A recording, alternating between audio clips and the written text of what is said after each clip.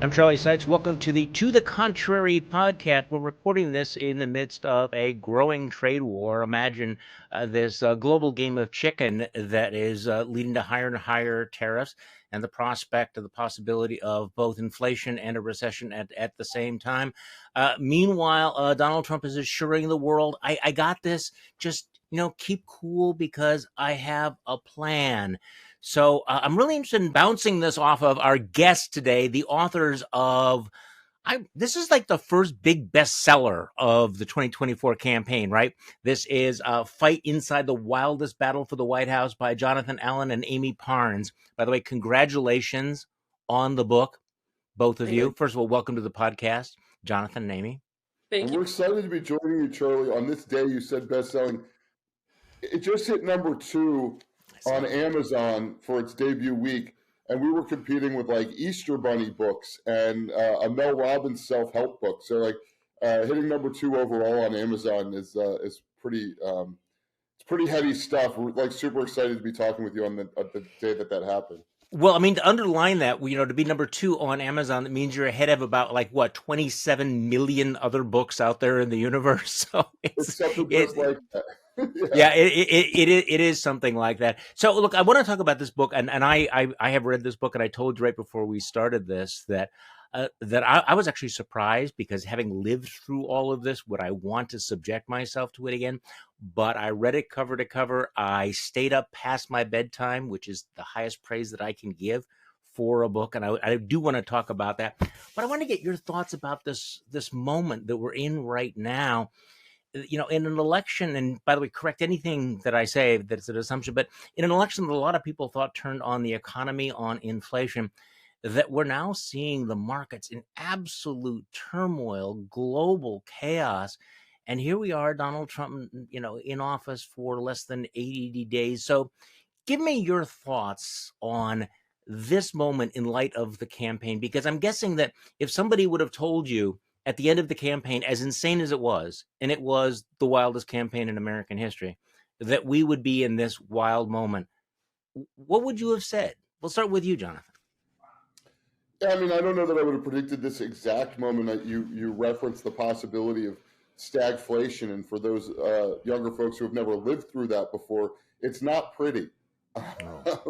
So I don't know that I would have predicted this moment. I will say this, Trump talked about the economy. He talked about bringing down inflation. He articulated his vision for how to do that. I think there were a lot of critics who said it didn't add up. He's wanted to do tariffs. Across the board tariffs for as long as he has been in the public eye, long before he ever ran for president. People who are more familiar with economics than I am, and certainly my economics professors in college would have told you that slapping tariffs on pretty much every country, on pretty much every item would result in higher prices for consumers. We're going to see. I think at the same time as you're getting higher prices, people are losing money from their 401ks. And if you're close to retirement or you're in retirement, that means at the same time prices are going up, you have less money to buy things.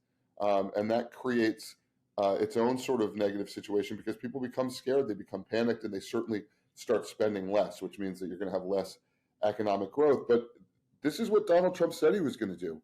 And if you don't believe that Donald Trump wants to do the things he says he does, you haven't been paying attention. And whether that is, tariffs, or if it is wanting to be president for the rest of his life and into someone else's lifetime, it's because he wants that. Okay, Amy, your thoughts. I mean, John couldn't have said it any better. And on the other side, you have a Democratic Party that has completely fallen down and doesn't know what to do with itself. Trying to not be the 2017 resistance, but is taking it up a notch and is rudderless and leaderless, and I think is trying to just find its way. But there is essentially Donald Trump is being left unchecked right now. I mean, I think minus resistance, there is no real leadership on the other side to combat it. And Yeah. There are some folks like James Carville who said, you don't need to just sit back and watch Donald Trump implode. He's going to set himself on fire. Why should you interrupt that, right? Yeah. And given what's happening right now, do the Democrats actually need to do anything if the stock market it's not plunging as you and I are speaking, but the bond market, people are, I mean, when people around the world say that they're leaving US Treasury bonds, which used to be the safe harbor, that's a massive red light. So do Democrats really need to do anything, or is this thing going to melt down on its own? They So, I think Cardinal's in an interesting place, Charlie, which is he can look at what is in the collective interests of all the Democrats without having the responsibility, and this isn't a criticism of him, but he doesn't have the responsibility of representing constituents who are actually feeling harm. So if Yeah. you're a member of Congress, for example, or you're a governor and your constituents are feeling harm, it's very difficult to sit back and say nothing for them. And at the same time, it's in the collective interests of the Democrats to get out of the way of an imploding enemy, as Napoleon or Sun Tzu or anybody else Somebody, familiar yeah. with war strategy would tell you. And so, I mean, I think what the Democrats need short term is, the basic pendulum shift that you tend to see in midterms, right? The president will overreach. The voters will decide that they don't want him to be in control of all three levers of power in Washington, and that doesn't take a lot from the minority other than sort of pointing out when the president is overreaching or doing something wrong. I think for the future, for presidential elections, they're going to have to figure out how to not just be an anti-Trump coalition. They're going to Oh have to be yeah. able to come forward with a vision for a modern economy in America, which they have not done. But Joe Biden did a little bit. He did the CHIPS Act, some things here and there, but it wasn't really a comprehensive vision for what does America look like 10 years down the road, 20 years down the road. And I think there are a lot of people to argue that Trump's vision for that is absolutely wrong and it's leading to the chaos right now. But he did articulate a vision. Hmm. Arguably a vision of 1980s America or 1950s America, but certainly 1890s America. right, the Gilded Age. But there was sort of a comprehensiveness to his approach in terms of what he was offering, and I think the Democrats are going to have to figure that out long term. How do they stop just defending the institutions that they care about? Not that they shouldn't be defending Social Security, Medicare, Hmm. abortion rights, whatever, but how do they really pitch that forward into what America looks Well, like in the future? we're going to They're come back to trying. that. So I mean, wanted to get your thoughts on whether Democrats actually need to do that much right now, given the level of the chaos. they need to start providing an alternate plan. As Yeah. John said, it can't be just the resistance and anti-Trump party. I think that is why they fell on their faces in November, because people didn't feel seen, as the kids say. They Voters didn't feel connected to what they were offering, and they need to get back to being the party of Pell Grants and the party that speaks to working class issues. And I feel like they have lost their way. The parties have essentially kind of flipped, and a lot of these Trump voters that supported him this time should really be Democrats. So they need to find those voters again and speak to them, really speak to them. Yeah. Do you think that there is going to be, you talked to a lot of these Trump voters, and he did articulate a vision, and that vision was prosperity, it was growth, it was low inflation.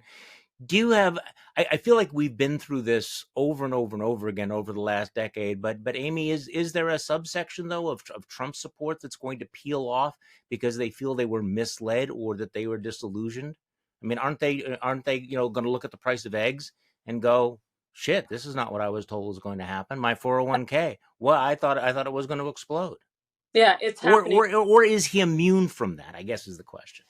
Well, I think he is in a sense. I mean, as we've all predicted that he would implode at various points, Over and last over. presidency and one.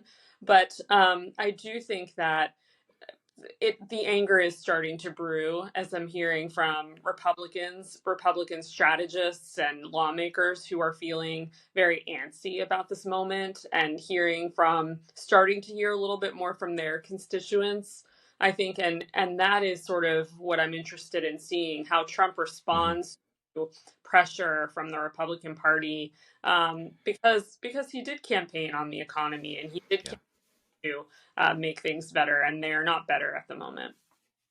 Okay, let's talk about your book, which is the only book so far to deliver a complete 360-degree view of the 2024 election, going deep inside the behind the scenes from Mar-a-Lago, the Oval Office, and the vice president's residence. I mean, Fight has a lot of details. So I guess I'm going to start with this because we have to get into some of the stuff on Biden. I got to tell you, I had a pretty strong reaction to some of the stuff in your book. I'm working up to that because I know what the reaction is going to be to our conversation. So first of all, Jonathan, what was the biggest surprise that you found in your reporting for this book? Because I thought I knew this campaign pretty deeply inside. And there were a couple of things that were like, holy shit, when I read them. What was your holy shit moment in reporting this book? And honestly, Amy, keep thinking if you have a different one, but go ahead. Amy has a different one, which is, I think, because for me, there's this incredible moment, and I guess it was surprising because it was reported in part at the time, in very small part, which is when Joe Biden finally decides he's going to get out of the race and he hands over to Kamala Harris. There's a phone call between the two of them. And it was reported at the time as Biden calls her, tells her he's getting out. She says, "Are you sure?" He says yes. And then, boom, he decides to endorse her. But that's not really what happened. What really happened is he calls her, and she's got her staff is out in the pool house by the swimming pool at the vice president's residence, and they were discussing the very topic of like the strategy of how they're going to get in if Biden gets out, and they've agreed that it's not going to happen anytime soon. And Biden calls, and then she beckons for her brother-in-law Tony West and her staff to come up and join her in the house. And Biden's got his top staffers on the line. And he says he's going to get out. And she says, "Are you sure?" And he says, "Yes." And then he says, "I got a statement." And she says, "Well, does it endorse me?" And the answer is no. And she says, meanwhile, she knows he's got all the delegates. And Barack Obama and Nancy Pelosi have been working behind the scenes to put together this open convention idea. So for her, she needs an endorsement immediately. And she's like, "Mr. President, are you going to endorse me?" And he says, "You've got my support kit." And she's like, that's not, I mean, she's been in politics long enough to know you got to use the word endorsement. She's like, "You've got to endorse me or people are going to think that you have no faith in me and I'm not going to be able to lock this thing down." And he says, "Well, maybe on Thursday." This is on a Sunday. He's like, maybe Thursday, because he wants to take a victory lap. He wants to celebrate himself for the magnanimous act that he thinks he's making by stepping out voluntarily. When we all know he got pushed pretty damn hard before he stepped out voluntarily. He's going to compare himself to George Washington giving up power, and he wants to bask in that moment. And Harris is like, "You got to endorse me." They get off the phone. Like they have not resolved this. And the two camps sort of talk amongst themselves. And then finally they get back on the phone. And Biden's team says that Biden will endorse her, but it will be a separate statement. Meanwhile, Barack Obama is literally lining up phone calls to try to get people in for the open convention. One of them to Jim Clyburn. He's got set up for that evening. And Clyburn's like hoping that Biden will make this announcement and endorse Harris so that Clyburn can then endorse Harris before he talks to Obama because he knows Obama is going to try to cajole him and jawbone him into doing this open convention. So I found all of that super fascinating, told for the first time in this book. When I started to hear that conversation, that back and forth, my eyes nearly popped out of my head. I was like, man, Joe Biden is selfish in this moment, doesn't sort of understand the importance of endorsing his vice president and clearly not having either the political instincts of what was going on or the faith in her, but more likely, I think, just kind of not getting that it was his time to move on. So, Amy, what was your biggest surprise in reporting this book? You had a different one. I was thinking about it. I think the biggest, there's so many of them. And I'm not just saying that because this is our book that we wrote, but we learned a lot. There were a lot of holy shit moments. Even we start out with Nancy Pelosi watching alone in her living room. In the book. I mean, we never really see how this plays out behind the scenes, but what Nancy Pelosi is hearing and thinking that night is fascinating to me. What the Democratic Party intelligentsia is thinking and hearing that night is so fascinating. But I think the biggest bombshell, and I don't want to ruin this for anyone who is going to read book. But when you get to the and you see Kamala Harris go into election night and Tim Walz go into election night, and they think they are going to win. And the feeling, there's one line in particular in the book, and I think this is the biggest bombshell, but they were essentially gaslit by their entire campaign. And I'll just leave it there. Oh, wow. All right. So your book, I want to focus a little bit on what you have in the book about Joe Biden, because one of the things that made 2024 just so extraordinary is the fact you have a sitting president who's running for re-election, who had nailed down the renomination and then drops out of the race after a disastrous debate. There's no parallel in American history to anything like that. But and I'm going to just your indictment, which when I read it, I went, oh boy, this is brutal. You talked about, in the end, Trump overcame voters' concerns about his personal flaws. By the way, leaving aside the fact that you have a convicted felon who was elected president, voters overcame concerns about his personal flaws. At the same time, Democrats struggled to connect with an electorate that felt gaslit by Biden's insistence that he had delivered economic prosperity and his pledge to be a bridge president. Here's the one sentence here. He tore his party asunder, leaving destroyed personal relationships in his wake as he clung to power. And when he gave it up, he kneecapped Harris by demanding unprecedented loyalty from her. That is a brutal indictment of Joe Biden. I think a lot of people were saying that history is going to be very kind to Joe Biden. I'm beginning to doubt that that's going to be the case. But let's talk about his decline, because this was, for millions of Americans, apparently a huge shock when he walked out on that debate stage. And we found out that everything the right-wing media had been saying about him was true. It was a complete disaster. So I guess I have to ask you guys, was there a conscious cover-up? And how long did it last? And who knew what when? Okay, there's a bunch that I'm unpacking there. But I mean, this is the big one, because I have to say that in the days after that debate, I felt as a growing personal anger that I had been gaslit, that I had been misled about his condition. How long had this been going on? And I'm not giving anything away here, because it was off the record, but it was reported. I was actually in a meeting with some of the White House staff and Never Trumpers the Monday after the debate. And I have to say that I won't say what anybody else said in that meeting, but what I said was, I think that everybody in this room is underestimating the pure fuckitude of what just happened. So I want to talk about before the debate and after the debate. So Jonathan, was there a conscious cover-up? Who knew what when? I think there was a conscious effort to cover for Joe Biden. And the reason that I don't use the term cover-up is that, to me, that it connotes a criminal conspiracy that I don't have evidence for. But was it a conspiracy though? Was it a conspiracy though to hide his condition, not just from the general public, but from other people and who apparently were also taken by shock? I mean, there was. Yes, I mean, no, I mean, absolutely. There was a small circle of White House aides who had, frequent access to him, and of course, family. So the First Lady, Mike Donilon and Steve Ricchetti, who were two senior advisors at the White House, Anita Dunn, who was a senior advisor at the White House, Annie Tomasini, and Anthony Bernal, who were the personal aides to Biden and to Jill Biden for years. I mean, they had up close contact with Joe Biden. They never said to anybody publicly, or even people lower than them in the White House, that this was a problem. But they saw him, and the reason that we know they saw him is because we know people who were in the outer rings that saw him struggling physically, struggling mentally. Sometimes members of Congress. We report many of these episodes in the book, as you know, Charlie, having read it. But he didn't recognize Eric Swalwell at a congressional picnic in 2023. Eric Swalwell's on TV about as often as advertisements. Right. I mean, like, he's on TV constantly. Car commercials. And he ran against Joe Biden for president in 2020. He was one of the Democratic primary guys. They fought on a debate stage, and Biden just didn't recognize him. So this is 2023.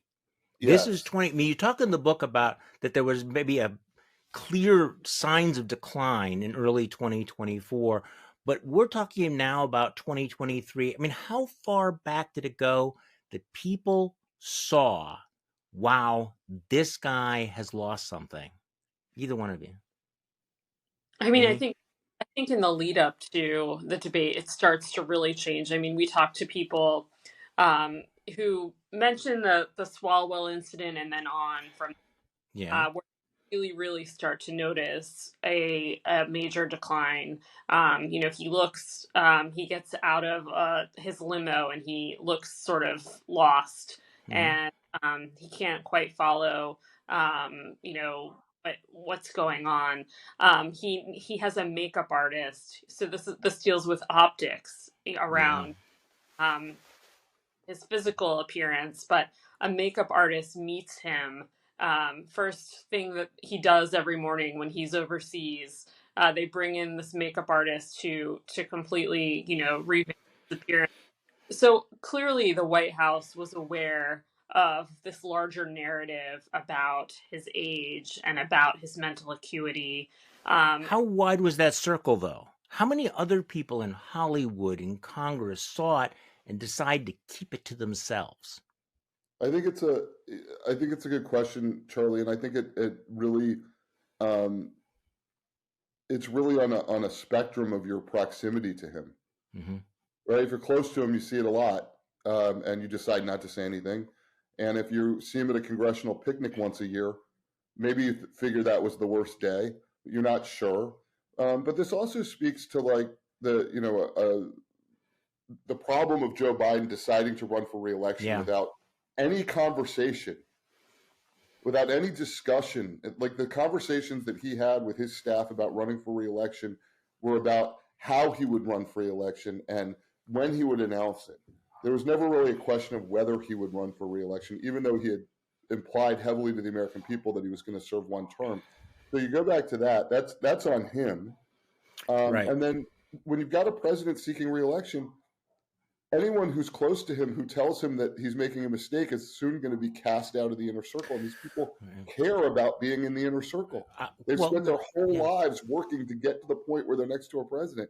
And look, you would like to think that if it was you, and I think Amy would like to think if it was her, I would like to think that if it was me and I saw that, I saw what I saw on the debate stage behind closed doors with the president of the United States, I would say, hey, that's the guy with his finger on the button. Someone needs to blow the Yeah. whistle. Right.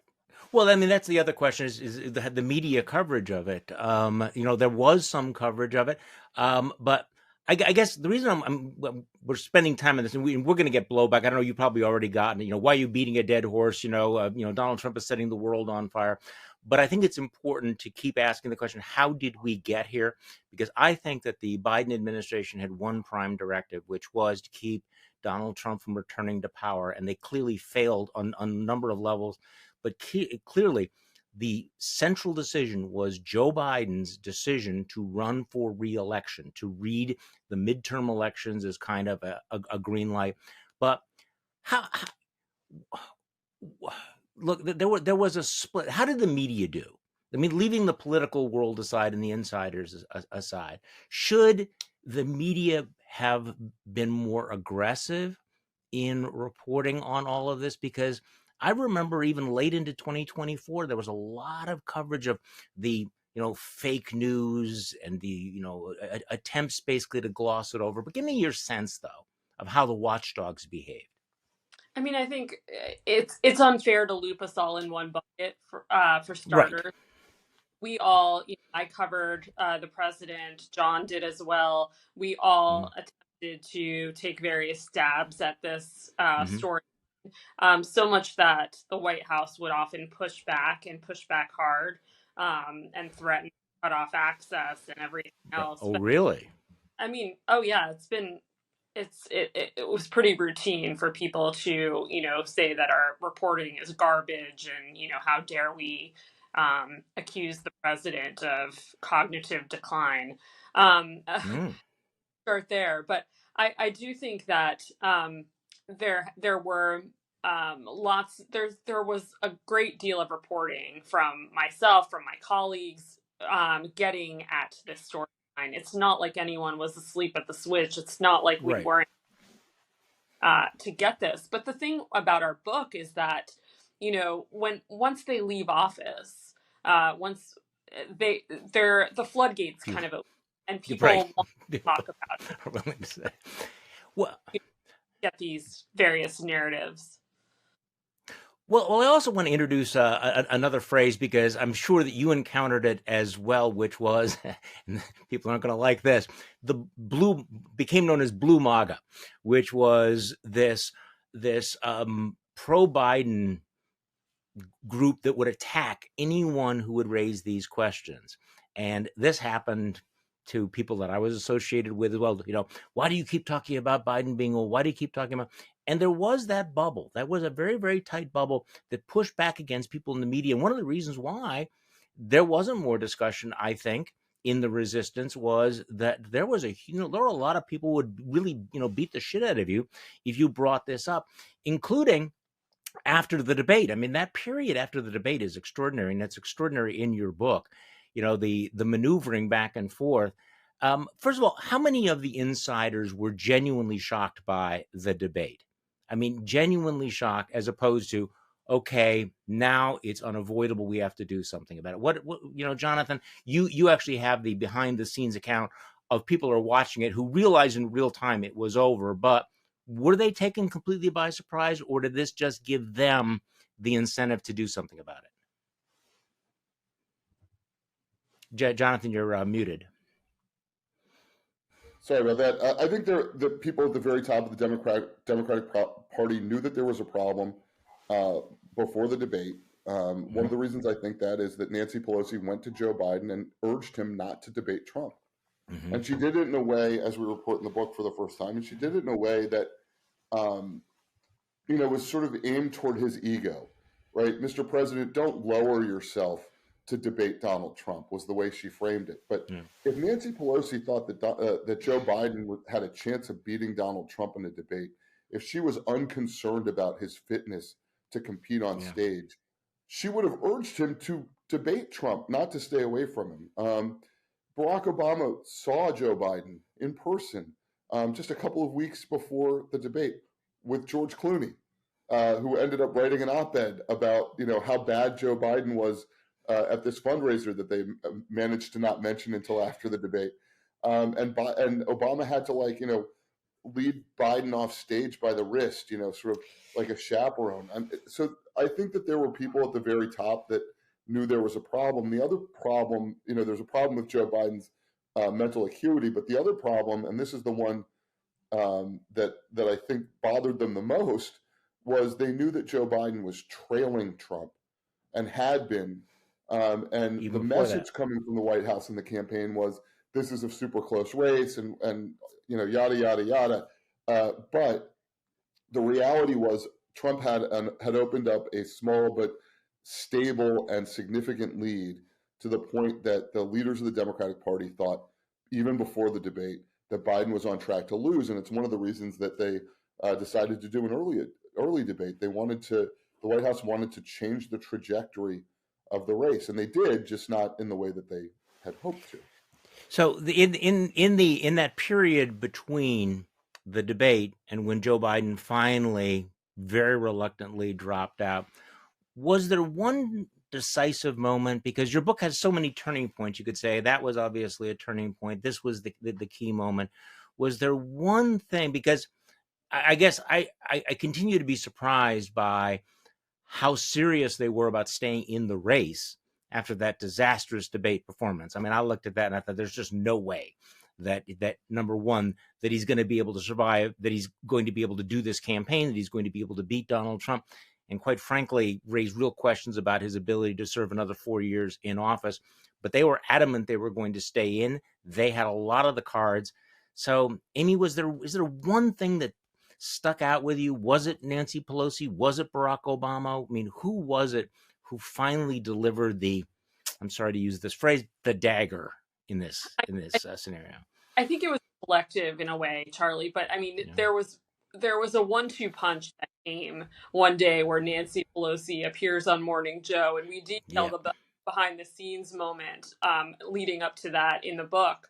And then the op-ed featuring George Clooney, and we also detail how the campaign tried their best to kill that, using Jeffrey Katzenberg as the trying to go after it and put the kibosh on it, and they couldn't. And so you had those two moments sort of playing out.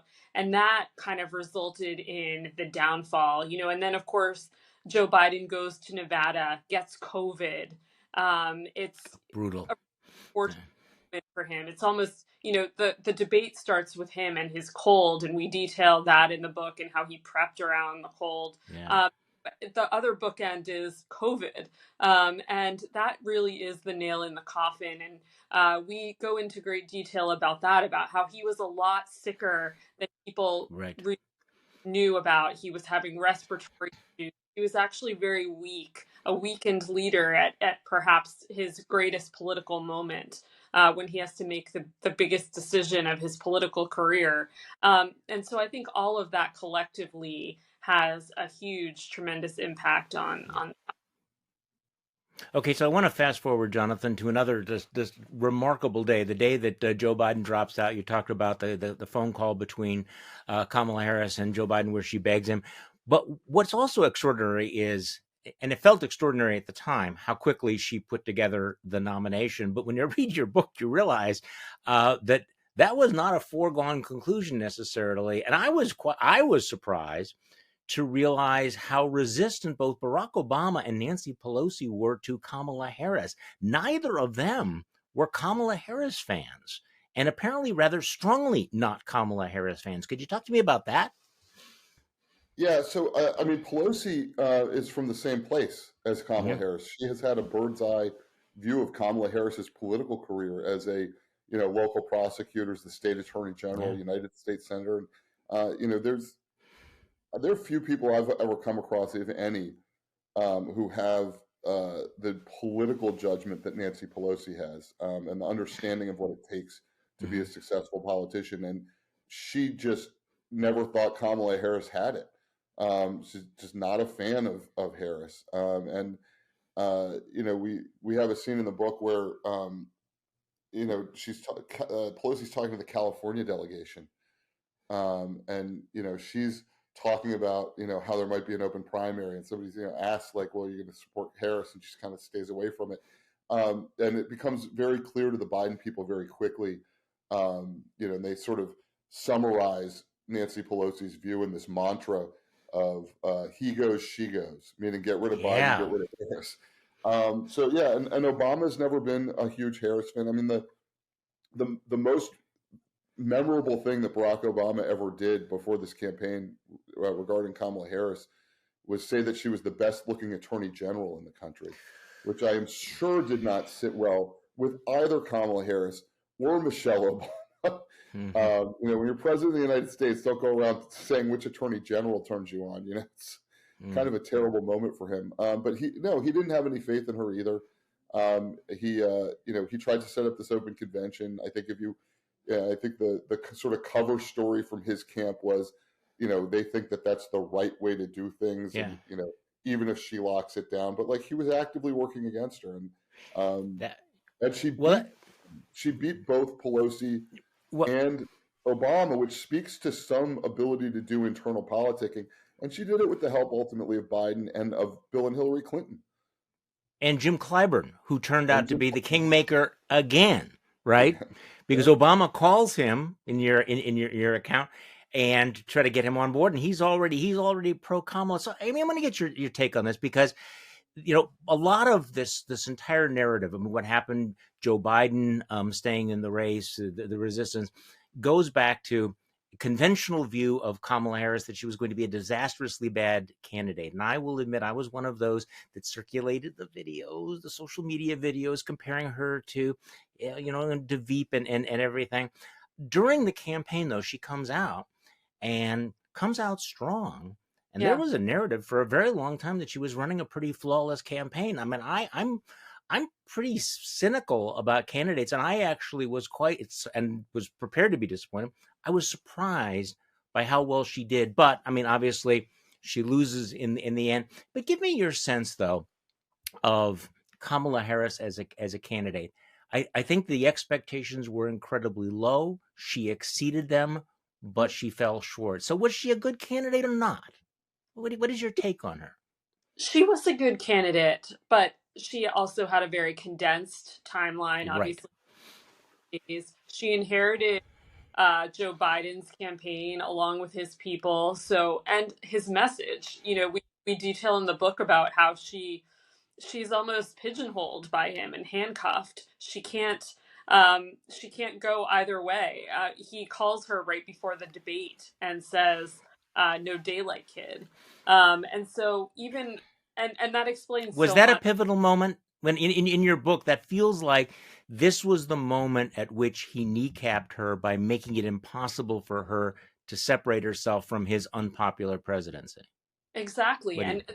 think about the great chorus at the time was, "Why isn't she distancing herself?" And they had prepped her to say different things, to say that she was proud of the record, but that she was going to pivot, Mm-hmm. and she had different ideas in the future, and that all came to be on The View when she's asked about that, and she can't. She says Mm-hmm. that she can't think of a thing that she would do differently, and meanwhile her aides are just so aghast at that moment. They just can't believe what she had just said because she had practiced and rehearsed what to say in that moment. But I do think, as you talked about earlier, she does have some political skill. But at the same time, she was also sort of handicapped as vice president. I think a lot of people said that she wasn't. They didn't use her or utilize her in the right Right. way, set her up to run for such an office. And so I think all of these things kind of played out in the end. Charlie, Well, I if I mean, could, yeah, her performance in the debate was I believe the most dominant performance I've ever seen. But yes, I'm sorry. Go ahead, Jonathan.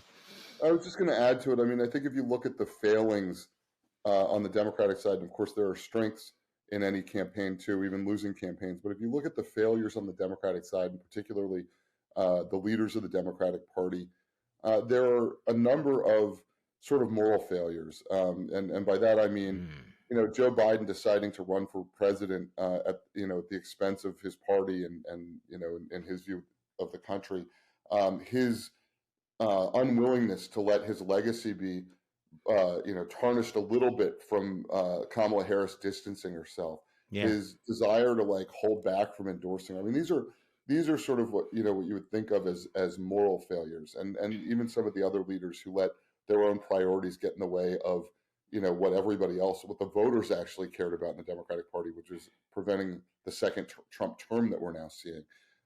Whereas Kamala Harris, I think when you look at her failures as a candidate, they're political failures. Um, Huh. there is so aside from her views on issues of the day, I mean, you can judge somebody being moral or immoral on that. But I think she exhibited this in tremendous loyalty to Biden, arguably too much. I mean, it was a flaw as well as a strength. But Well, she has on a agency. She didn't have to go along, right? she didn't have to go along, and she felt loyal to Biden, who had put her on the ticket, Yeah. even after she'd attacked him back in 2020 on the debate stage.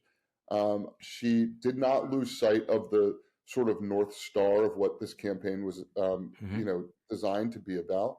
I think she tried to, and we report in the book, it didn't always work, but she tried to limit the sort of infighting within the campaign, and we have a whole chapter called "Fuckery" about some of the I know. infighting on the campaign. But I think she tried to get her people to not, engage in that, to not get caught up in their own petty jealousies and interests. And I think her people largely did that, even as some of the Biden holdovers were pretty ruthless internally. And I guess the other thing I would just say on that score, in terms of uh, the sort of morality of the Harris campaign is one of the reasons she didn't want to throw the Biden legacy under the bus was she felt like it was dishonest to go out there and disown things that she had been part of.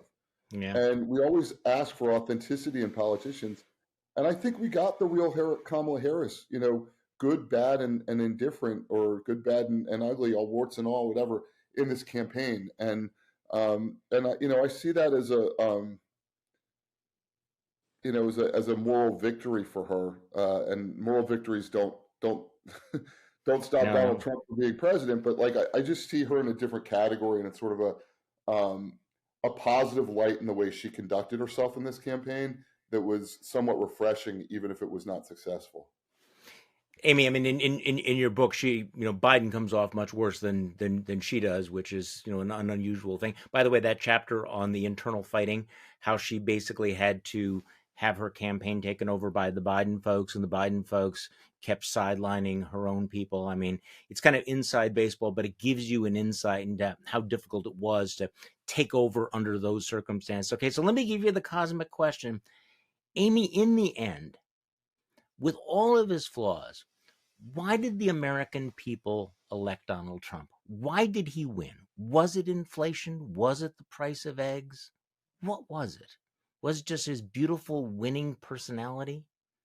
No, I don't I'm think being it was sarcastic. that.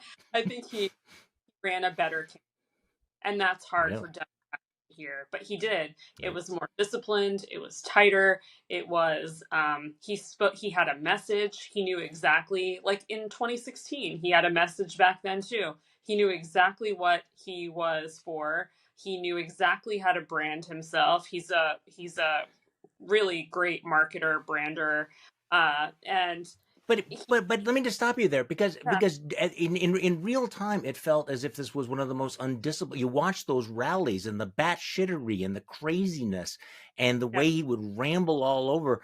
That you what you're saying though is that there was a different campaign that was in fact perceived by voters as being more disciplined. Guys like me, we're focused on what's coming out of his mouth, which is like, what the hell? This is, Trump at his most deranged. And yet yeah. you're saying he ran a disciplined campaign.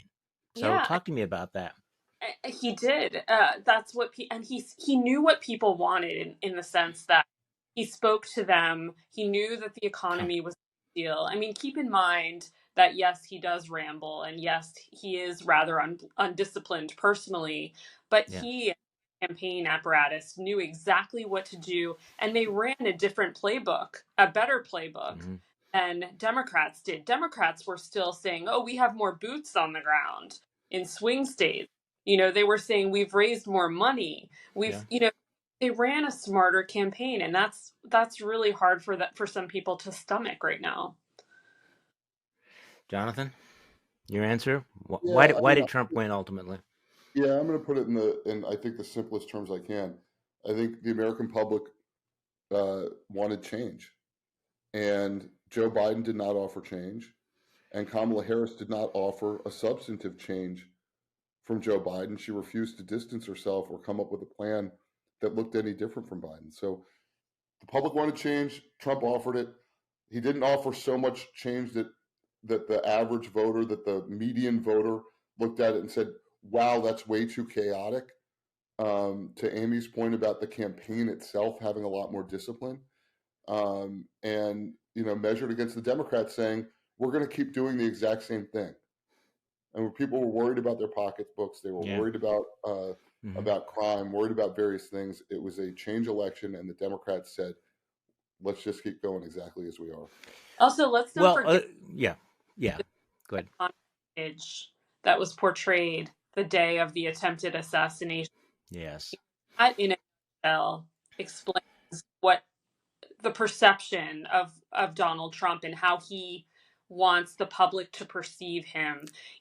In probably the scariest moment of his life, he knows exactly what to do, and that image will be one of the most iconic political images of our lifetimes.